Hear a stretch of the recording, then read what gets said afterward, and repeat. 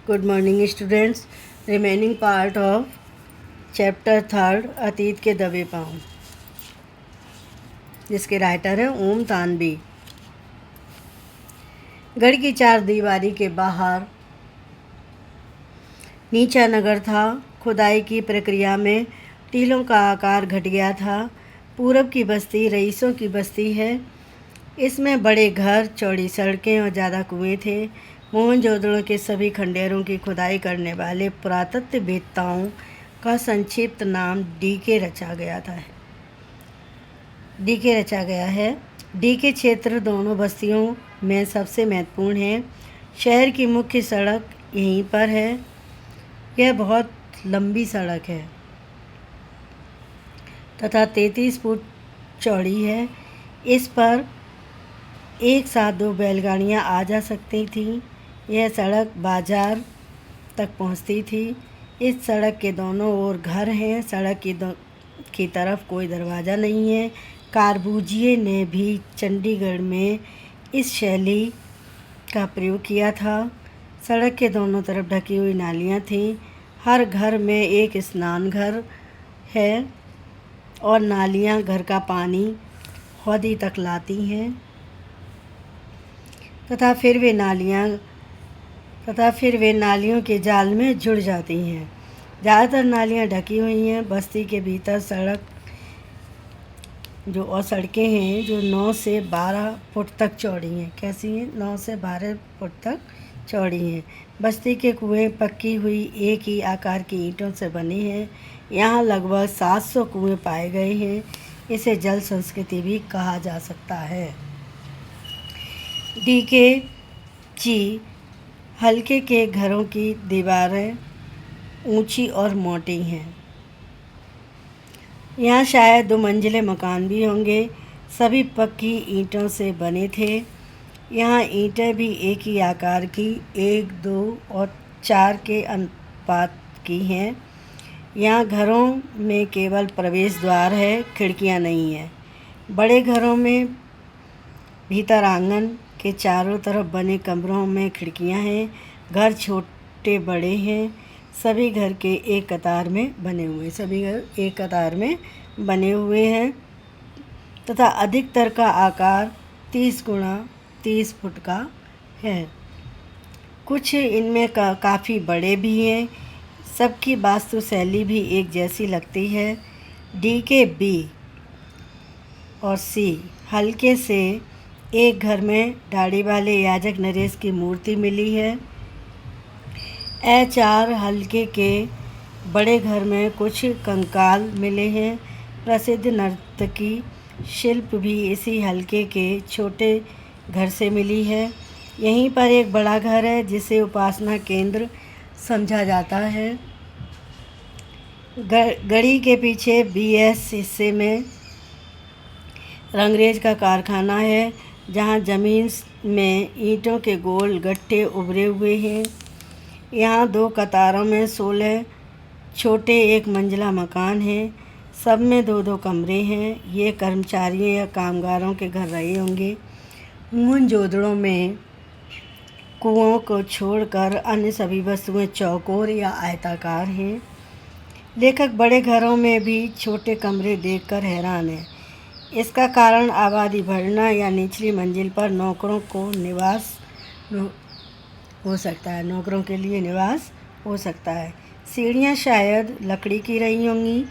ऊपरी मंजिल पर लकड़ी की साज सज्जा भी की जाती होगी। अधिकतर घरों में खिड़कियों या दरवाज़ों पर छज्जों के चिन्ह नहीं है, यानी वहाँ छज्जे नहीं होते हैं। गर्म क्षेत्र में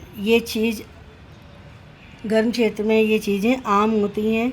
इसका तात्पर्य यह है कि यहाँ कम गर्मी पड़ती रही होगी। हाथी, शेर, गैंडा आदि जीवों की तस्वीरों से लगता है कि यहाँ जंगल थे और अच्छी खेती होती थी। यहाँ कुओं से सिंचाई की जाती थी। इस क्षेत्र में नहर के प्रमाण नहीं मिलते, यानी वहाँ पर कोई भी नहर नहीं थी। इसका मतलब यह निकलता है कि बारिश घटने और कुओं के अत्यधिक इस्तेमाल से भूतल जल भी नीचे चला गया और बस्ती उजड़ गई। इस समय यहाँ तेज़ हवा बह रही थी। हर जगह लेखक को साएं साएं की ध्वनि सुनाई दे रही थी। यहाँ सब खंडेर हैं, कोई घर जुदा नहीं है, लेकिन घर एक नक्शा ही नहीं होता। हर घर का एक संस्कारमय आकार होता है। किसी भी घर में प्रवेश करते समय एक अपराध बोध भी होता था। लेखक को यहाँ राजस्थान व सिंध, गुजरात के घर याद आ गए। यहाँ भी बाजरे व ज्वार की खेती हजारों साल से होती है। मोहनजोदड़ो के घरों में टहलते हुए उसे जैसलमेर के गांव कुलधरा की याद आई। यह पीले पत्थर के घरों वाला एक खूबसूरत गांव है।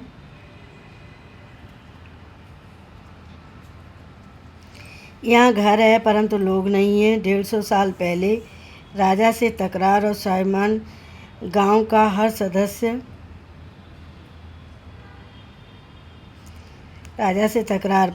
स्वाभिमानी गांव का हर सदस्य अपना घर छोड़कर चला गया। घर खंडहर हो गए पर ढहे नहीं। लोग निकल गए, वक्त वहीं रह गया। जॉन मार्शल ने मोहनजोदड़ो पर 3 खंडों में एक विशाल ग्रंथ छपवाया। उसमें खुदाई में मिली ठोस पहियों वाली मिट्टी की गाड़ी के चित्र के साथ सिंध की वर्तमान बैलगाड़ी का चित्र प्रकाशित है। दोनों में कमानी या आरे वाले पहिए का प्रयोग किया गया है। अब उन पहियों की जगह जीप के उतरन पहिए लगते हैं। हवाई जहाज के उतरन पहिए बाजार में आने के बाद ऊंट गाड़ी का भी आविष्कार हो गया।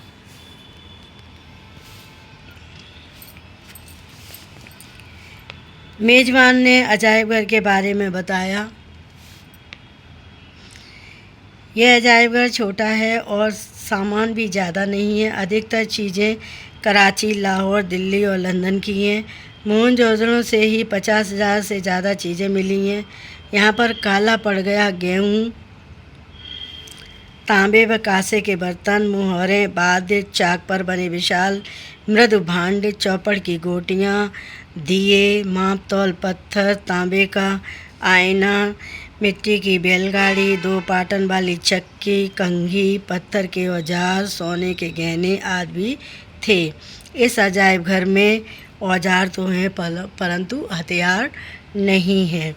पूरी सिंधु सभ्यता में कहीं हथियार नहीं मिलते। विद्वान निष्कर्ष निकालते हैं कि यहाँ अनुशासन ताकत के बल पर नहीं था, शायद सैन्य सत्ता भी न रही हो। दूसरे, यहाँ प्रभुत्व या दिखावे के तेवर नदारद हैं। दूसरी सभ्यताओं में राजतंत्र या धर्मतंत्र की ताकत का प्रदर्शन करने वाले महल, उपासना स्थल, मूर्तियाँ और पिरामिड मिलते हैं, परंतु हड़प्पा संस्कृति में महल, मंदिर, समाधियाँ नहीं मिलती।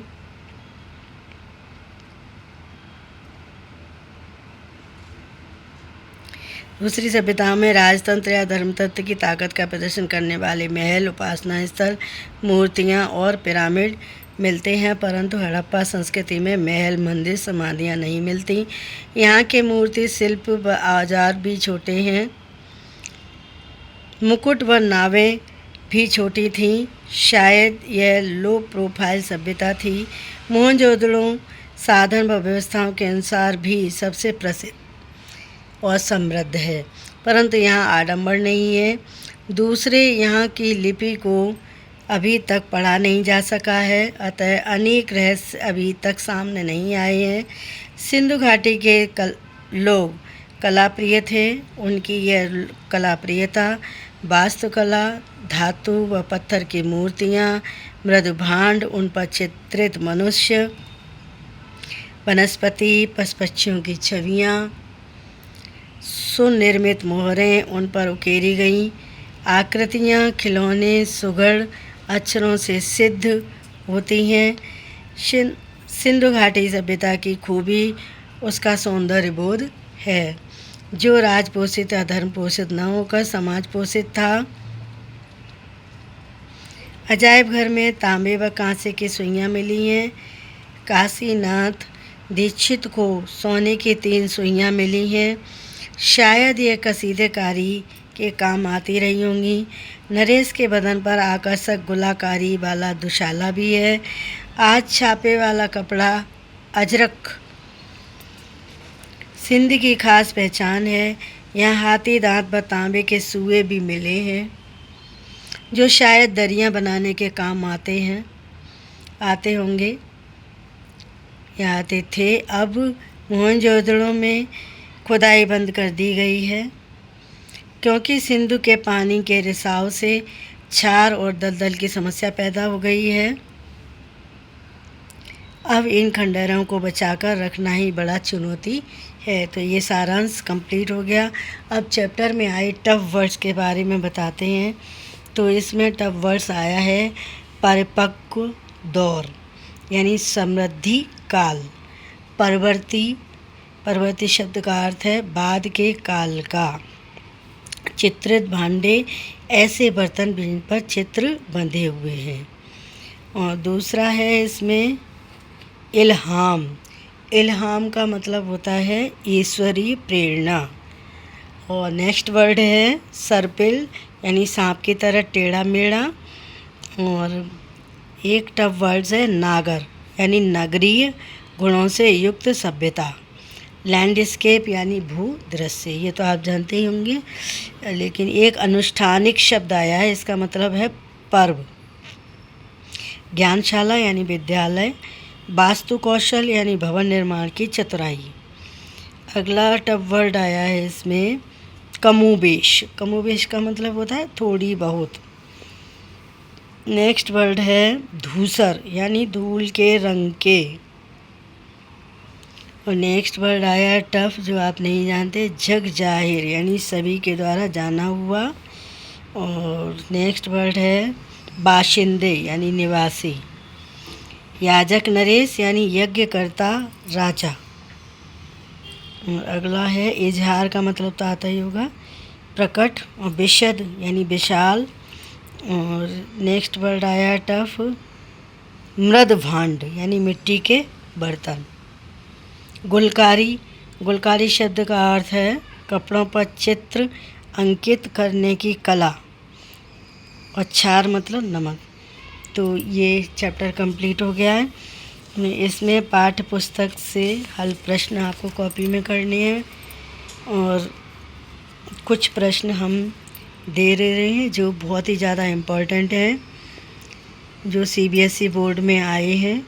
सिंधु सभ्यता की खूबी उसका सौंदर्य बोध है जो राजपोषित या धर्म पोषित न होकर समाज पोषित था। ऐसा क्यों कहा गया है? तो ये क्वेश्चन आपका 2012 सीबीएसई बोर्ड में आया है और 2013 में भी आया है। नेक्स्ट क्वेश्चन है आपका जो इम्पोर्टेंट है, जो 2015 में आया है, वो है यह सच है कि यहाँ किसी आंगन की टूटी फूटी सीढ़ियाँ अब आपको कहीं नहीं ले जाती। वे आकाश की तरफ अधूरी रह जाती हैं, लेकिन उन अधूरे पायदानों पर खड़े होकर अनुभव किया जा सकता है कि आप दुनिया की छत पर हैं। वहाँ से आप इतिहास को नहीं उसके पार झांक रहे हैं। इस कथन के पीछे लेखक का क्या अभिप्राय है? या फिर मोहनजोदड़ो की सभ्यता पूर्ण विकसित सभ्यता थी? कैसे? पाठ के आधार पर उदाहरण देकर पुष्ट कीजिए। तो ओके, थैंक यू। ये चैप्टर कंप्लीट हो गया है।